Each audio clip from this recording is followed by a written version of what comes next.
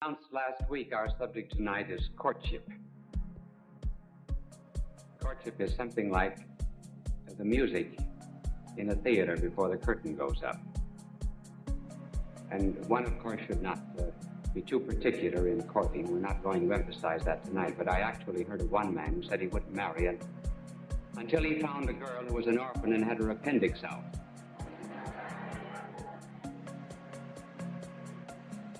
There are actually 4 distinct stages which we will enumerate in the meeting of boys and girls.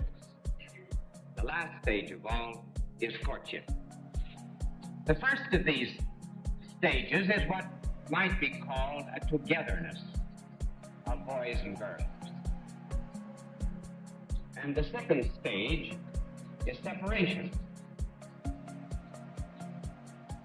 The third stage, I give this rather peculiar name, is to confuse you and make you think that I'm very learned about this problem, is crystallization.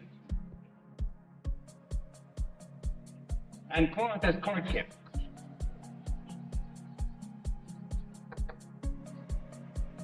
You know, I actually didn't spell that thing out because I don't remember whether there's one or two else in it. Well, aren't there crystallization?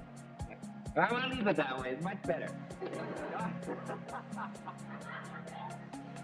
I should have looked for a synonym. Well, the first stage of boys and girls is that of togetherness in which they play together and are quite young, and they enjoy one another with a naturalness which is devoid of any of the troubles that come later on from sex differences. We need not emphasize this particular stage here. There's the same naturalness there that there is in the 2 children at the seashore who are the victims of divorced parents. And one said to the other, "How do you like your daddy?" The other said, "Fine." The first one said, "So did we. We had him last year." And the next is the separation. Now we reach a moment in the lives of boys and girls where the boys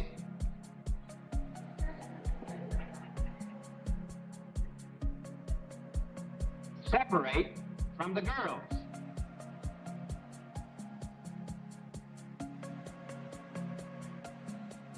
I'll bet I get another art scholarship for that one. Now, in this stage of separation of boys and girls, the boys do not want to be seen with the girls, and the girls do not want to be seen with the boys. As a matter of fact, the greatest punishment that can be given a boy at this particular age is to be made to sit with girls. Girls are all sissies. And then a girl, of course, in her turn, is to be put with a boy. It's a very interesting stage of life, and a very good one, because it is one that might be called polarization, in which they break off into opposite poles. They might be called, actually, the positive and negative charges of electricity. You would never have sparks of love later on unless there was polarization at this moment. And this separation, or polarization, allows each of them to develop their physical and psychical differences. For example, the boy, when he's with other boys, becomes aggressive, develops heroism, certain talents, aptitudes, has his own ideals, and has the potentials of manhood within him. The girl, on the contrary, if she's with other girls, she develops effeminacy, the right kind, delicacy, refinement. She begins to learn and understand that she has a rhythm that beats with the rhythm of the cosmos. There is given to her some great and tremendous, mysterious, creative possibilities. This stage of separation is really so ideal that at this point of life, it is very well to have boys and girls educated separately. Otherwise, if you got a too precocious mingling of boys and girls, the boys are apt to become sissies and effeminate. And they grow up not to be men, but mannequins. And the women in their turn, the girls in their turn, if they're too much mixed up with boys at this early age, they become boyish, impudent, rough, wear overalls. Not that there's anything wrong in wearing overalls, but it just simply is an evidence of how they tend to a certain kind of mannish dress. No boy, normal boy, loves a girl who is just a little too mannish. No man ever loves a woman who has lost her femininity. So this stage is early in life. It is one that's ordained by God. Then you come to the third and very interesting stage that we call crystallization. The reason we call it that is this. If you put a piece of wood in the Salzburg salt mines, after a while, that piece of wood will be covered with crystals, which very much resemble jewels. They are not jewels, actually. They are just crystals. They take on a seeming richness which is not their own. And so it is with boys and girls after they get into their teens a little ways. They're dealing with one another, and one another is very ordinary, but they endow one another with great and tremendous qualities. They really are crystals, and they think they're diamonds and jewels. And at this age of crystallization, there begins a divinization, in which the boy is called a kind of a god. The girl is always an angel. And girls will say of boys at this age, he is positively divine. Then the words worship, adore, eternity are always coming into play. My little angel told me before I came out, and I told him about the girls were called angels at this age. He said, it'd be well to inquire if an angel can cook, particularly angel cake. Well, at this stage of divinization, there is something right and there's something wrong. And here very often is where parents and educators fail to understand the psychology of youth, simply because they do divinize one another. And they turn crystals into jewels. There's something right and good about this. They would not have had this instinct for turning girls into angels and men into some kind of divinity if there was not already awakening within their soul a love of the infinite itself. They have not only bodies, they have souls, and instinctively these young people know that they were made for infinite happiness. God intended them to have it. There ought to be an ecstasy. There ought to be an unending thrill. They ought to be with the divine. They ought to be with the angels, certainly. And parents and educators should not make fun of young people who crystallize and divinize one another. Why is it that there's so much religion, and the words of religion are so much bound up with love at this stage? Because love and religion always go together. Just like hate and communism go together, so do love and religion. Their mistake, however, is to place the infinite in the finite. And to think that the infinite happiness and love and ecstasy and thrill that they want, thrill that is unending, is to be found in something that is purely corporal and physical. That's their mistake. But their craving is right. A certain amount of sympathy toward the young at this stage can lead them on to a right appreciation of what is good, what they're really seeking. This is the age, of course, when boys begin to watch behind their ears. They discover neckties. They're very careful now of the clothes that they wear. They did not mind a patch in the trousers. Now they do. They begin to have pin-up girls in their rooms. I heard of two soldiers in Korea. They had beds next to one another, and one of them had a lot of pin-up girls above his bed, and he was studying, and the other soldier said to him, "Remember, they're 85% water."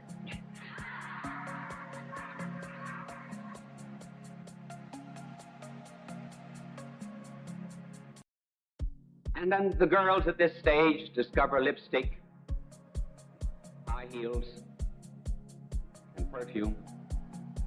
I know of one girl who was being crystallized at this particular age of life who believed the perfume advertisements. Remember the cartoon that appeared years ago? Someone went into a perfume counter and said, "Haven't you anything for beginners?" Well, this girl went in and she wanted some perfume. Oh, she was an angel, and the clerk said, "Well, here we have a perfume, $35. It's called Perhaps." She said, "For that price, it ought to be called Sure."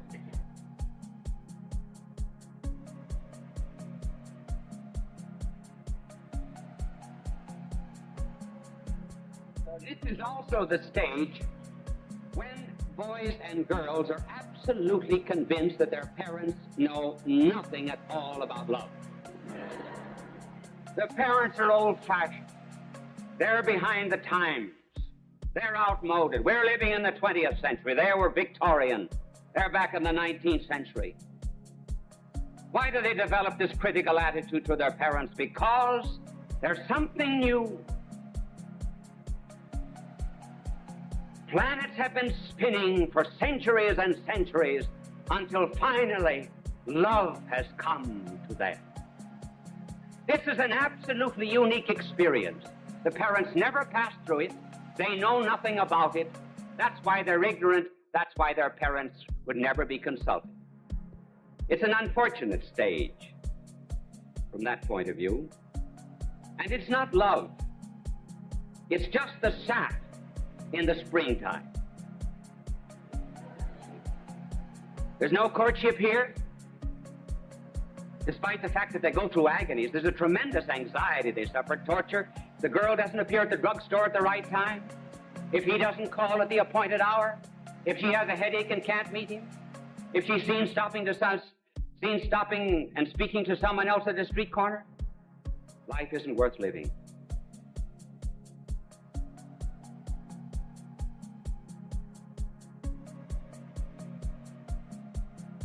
This has rightly been called puppy love. And a little warning, if boys and girls marry during puppy love, the chances are they'll lead a dog's life later on. Now we come to courtship. And courtship, we cannot give all standards and tests, but we will give just a few. Two will refer to young men and young women together. One will refer to a young woman alone, and the other a test for a young man. First together is the problem of affinity. And secondly, for boys, sacrifice. For girls, femininity.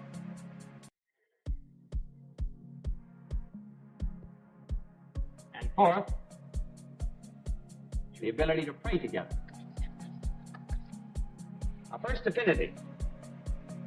Is there an affinity between a young couple who are beginning to fall in love with one another? I'm not speaking of physical affinity. That has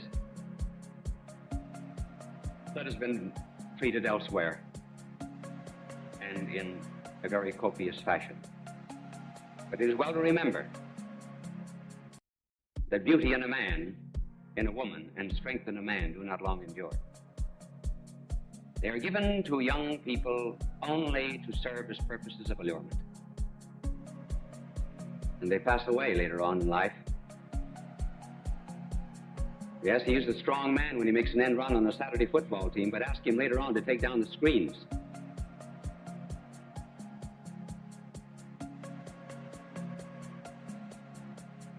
I must have hit someone with that.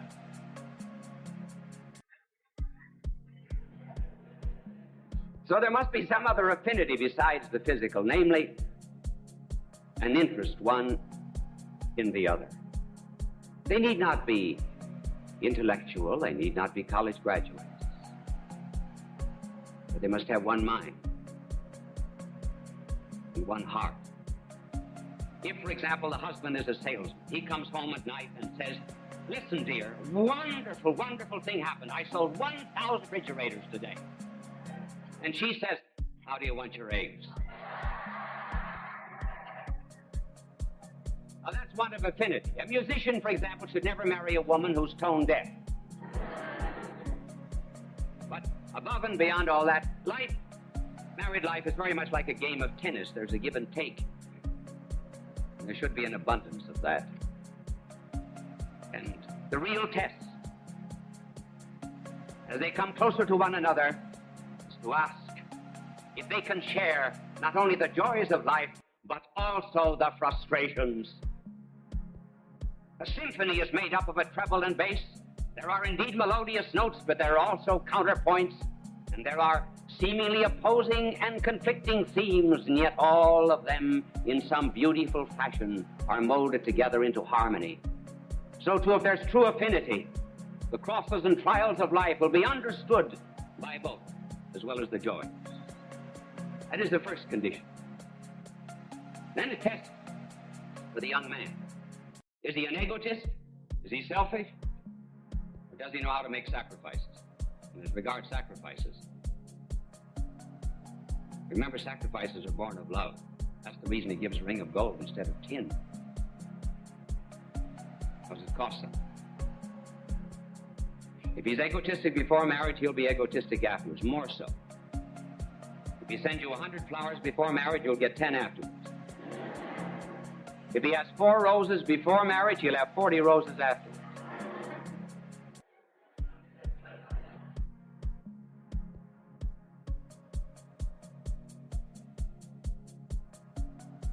If the young man is a spirit of sacrifice, he'll have reverence for the woman. Reverence for the mystery of femininity, knowing that she is not a bargain counter where a motley crowd can purchase. Find indeed the young man who can treasure for days and for weeks and for years the gift of a rose or the touch of a hand of a friend.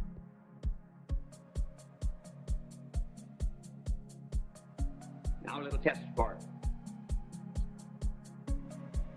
the young women on the part of the men. Has she femininity? What does that mean? Every woman was made to be a mother, either physically or spiritually. Physically by the generation of physical life, and spiritually by the generation of spiritual life, and by tending the ills of others, and by serving divine and holy causes. And if she is a true woman, she will be looking forward to preserving strength and beauty. His strength and her beauty will fade. But will she be able to give him the assurance? And has she an interest, for example, in prolonging his strength into the boys of the family and prolonging her beauty into the daughters? Has she depth so that there will be, as life goes on, a progressive revelation of mysteries?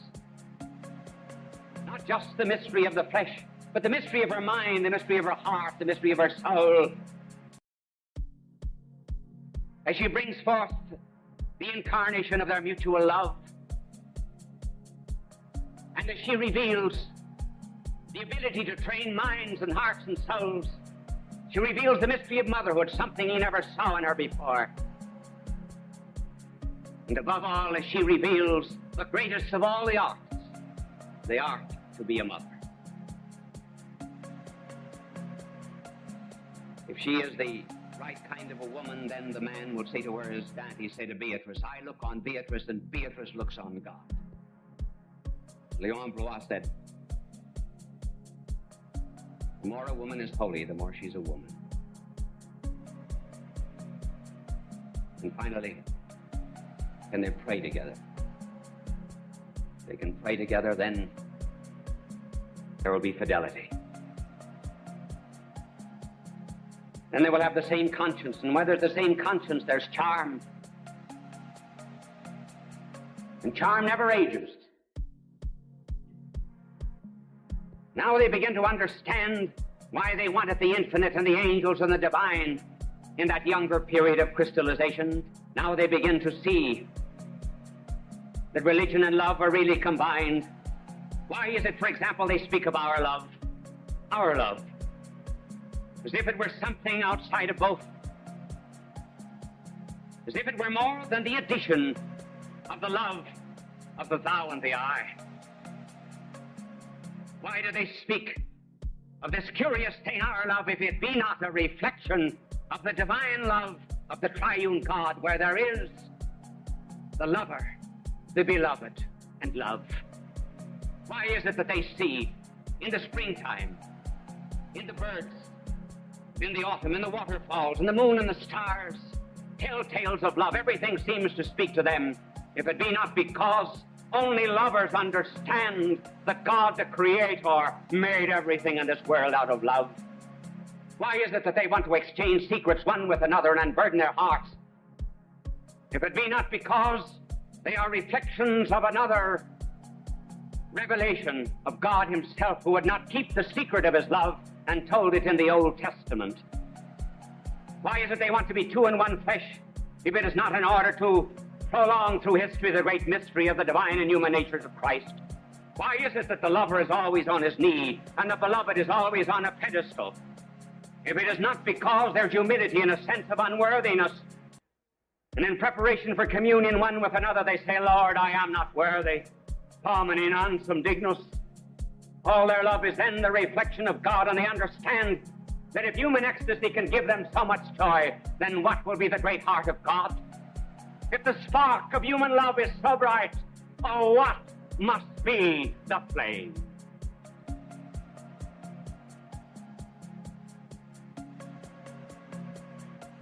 People of all faiths recognize Bishop Fulton J. Sheen as one of the greatest communicators of the 20th century. He was born in El Paso, Illinois, in May of 1896. As a young boy, he knew he wanted to be a priest. He served as an altar boy at St. Mary's Cathedral in Peoria, Illinois. At St. Viator College, his education and debating skills taught him the skills he used throughout his life.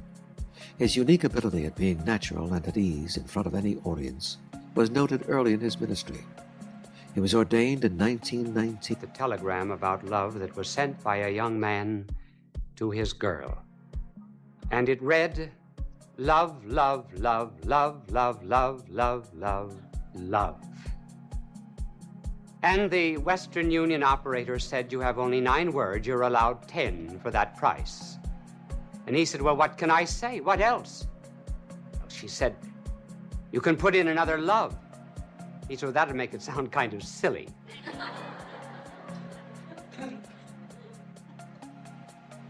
Our subject, the intimacies of love, does imply some increase of communication of friend with friend. There is a growth in affection, just as, for example, there is a difference between radio, which is sound, television, which is vision, and personal appearance.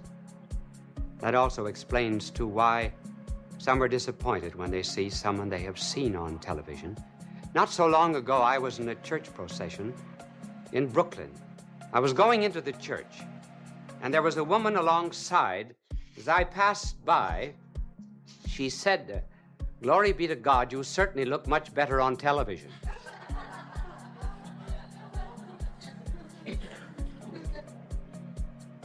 Well, the 3 intimacies of love we will use later on in reference to the life of our blessed Lord.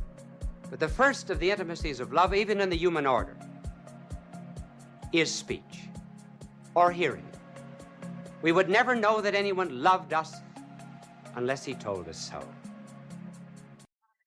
Speech is the summation of a soul. All that it has been, all that it is, and all that it will ever be.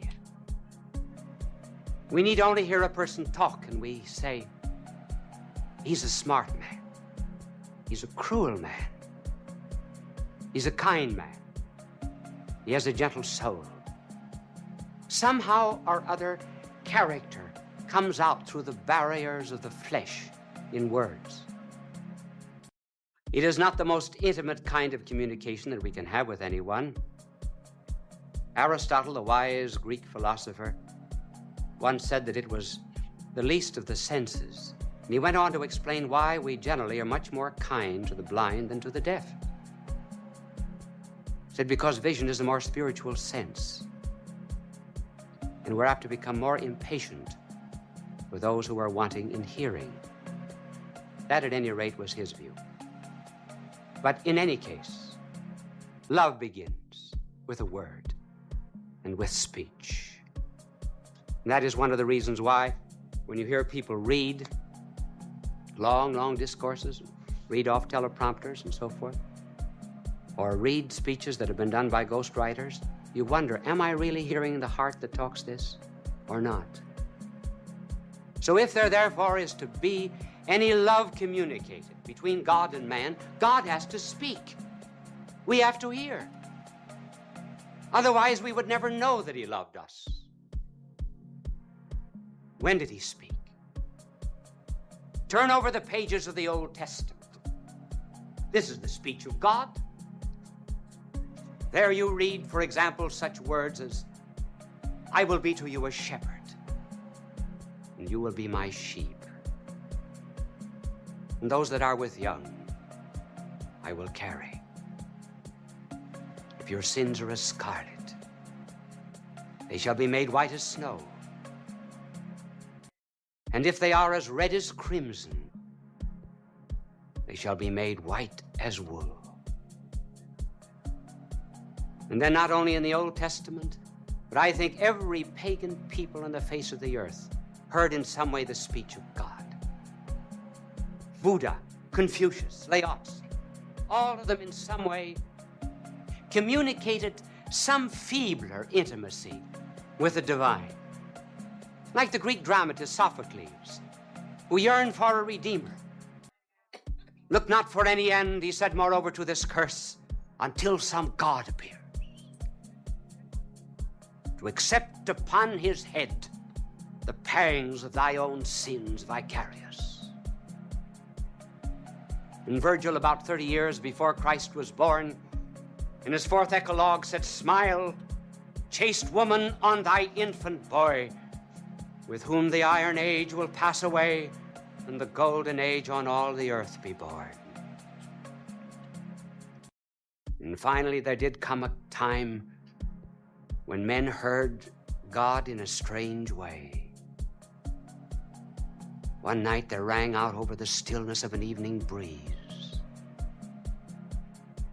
out over the white-chalked hills of Bethlehem, a cry, a gentle cry. The sea did not hear the cry, for the sea was filled with its own voice. The great ones of the earth did not hear the cry, for they could not understand how a child could be greater than a man. Two classes of people heard the cry, shepherds and wise men. Shepherds, those who know they know nothing, and wise men, those who know they do not know everything. Never the man with one book. And they came in response to the cry of a babe. And that babe grew in age and grace and wisdom, and men heard God speaking. They heard him speaking in anger, for example, in righteous indignation, particularly against hypocrisy. When he called the hypocrites a brood of vipers. And then pointing to the tombstones on the other side of the hill, they were whitewashed 3 times a year. Likening them to the hypocrites, he said, you're like these tombs. outside clean, inside full of dead men's bones. And then they heard his voice too, when he saw a lily, a wild lily of the field. And he was the Word-made voice, now spoke and pleaded for trust in divinity as he said, "Behold the lilies of the field. They toil not, neither do they spin. And yet Solomon in all his glory was not arrayed as one of these." And if God then so clothe the grass of the field, which today is, and tomorrow is cast into the oven, how much more you, O ye of little faith? But I suppose that there was no time when men heard the voice of God, when there was a more staggering utterance than the day when someone said to him, "Thou art not yet 50 years old. Hast thou seen Abraham?" And he answered with the casualness with which a man might look over his shoulder, "Before Abraham began to be, I am." It was Sinai. It was the voice of God on earth. But is that enough? Is any human lover satisfied simply when he hears the voice of the beloved? Some voices please, others do not. And even when they please, they still are unsatisfied. I remember once I was instructing someone in Washington, D.C., and we met in the dining room, and this gentleman said to me, pointing to the parrot, he said, "I have a parrot there." He said that makes queer noises when a certain politician talks. He just doesn't like the sound of his voice. And he said, "As you instruct me, I don't know whether he's going to like yours or not." But he says, "Be prepared for a reaction." So I forgot all about the parrot, and I was talking about the existence of God, and I ended up rather dramatically after 10 or 15 minutes, and I said, "Therefore, God exists." And the parrot said, "Oh, boy."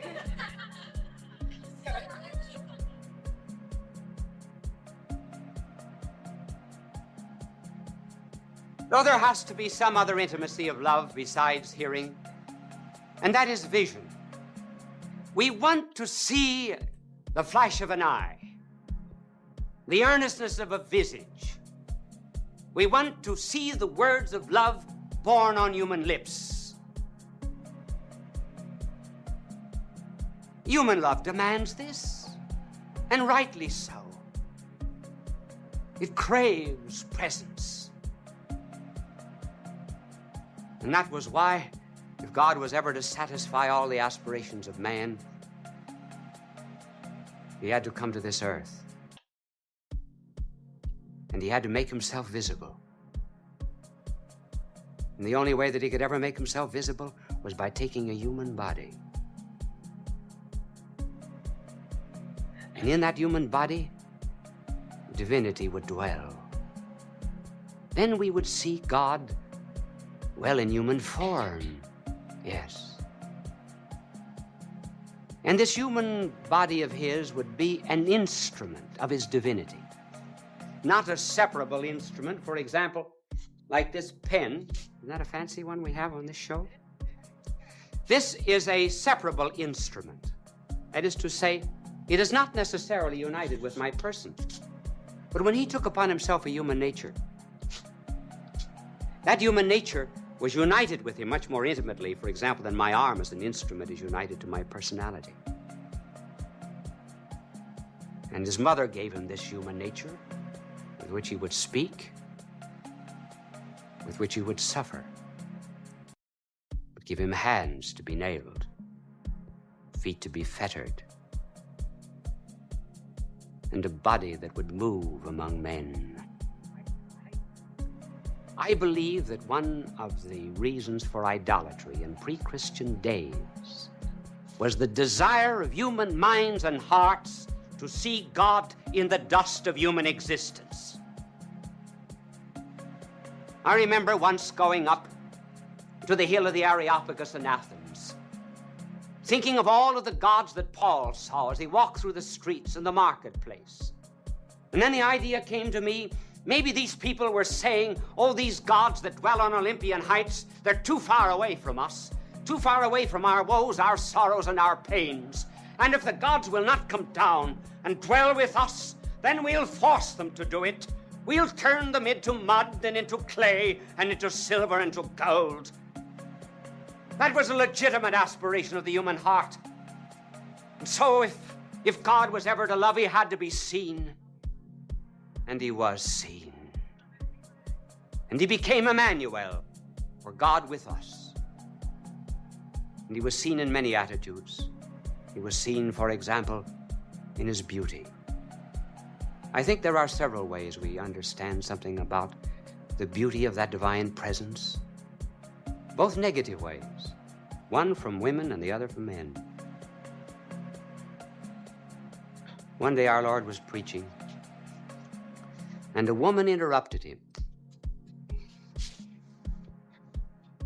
not paying any attention to his discourse. And she let loose from herself words that betrayed the desire of every woman in the presence of some young man whom she would have loved to have mothered. And she said, "Blessed is the womb that bore thee, and the breast that nursed thee."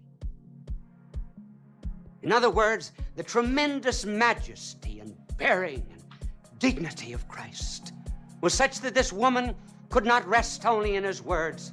All her motherly maternal instinct came out. She cried to be the mother of Emmanuel. Not only that, I think there was another sign, negative sign given by men. Cruel men.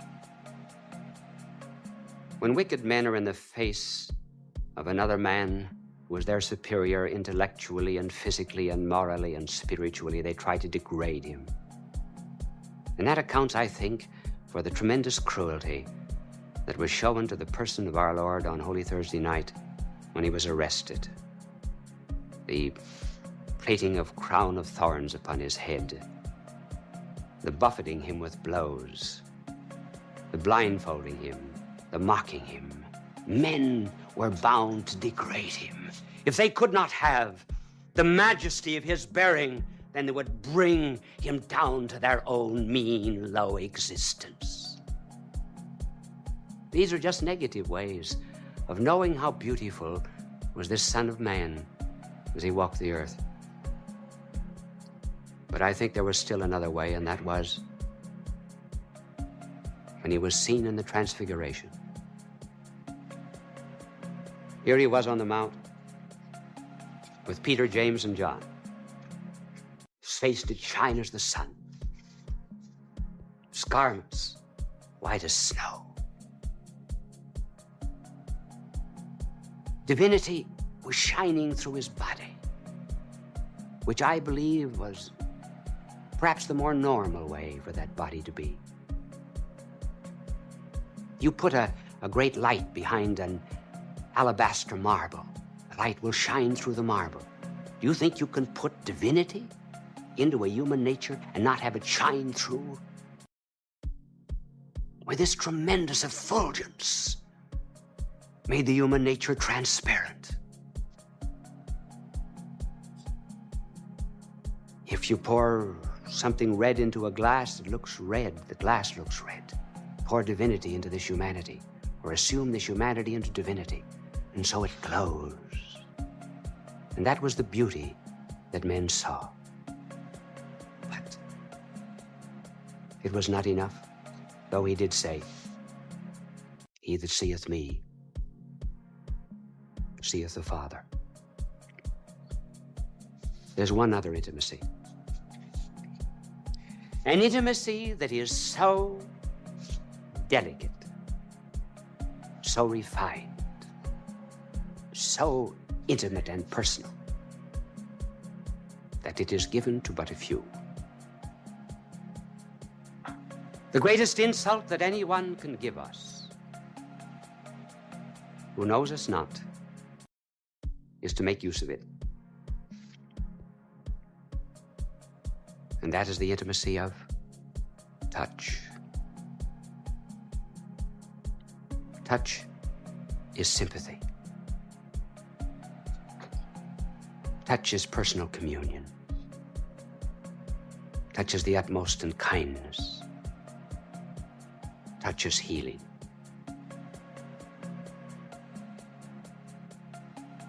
And if therefore God came to this earth and spoke and was seen,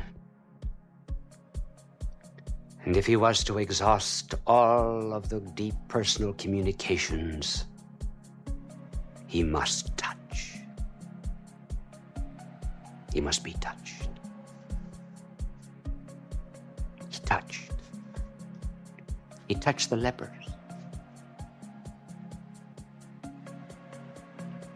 He touched the blind, the deaf.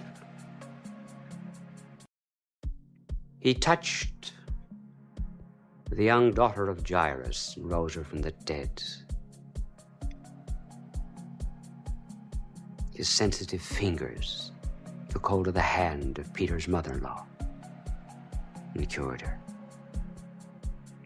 But it was not enough. To touch, he must be touched. Mankind must come as close as it can to divinity. And he was touched. He was touched first of all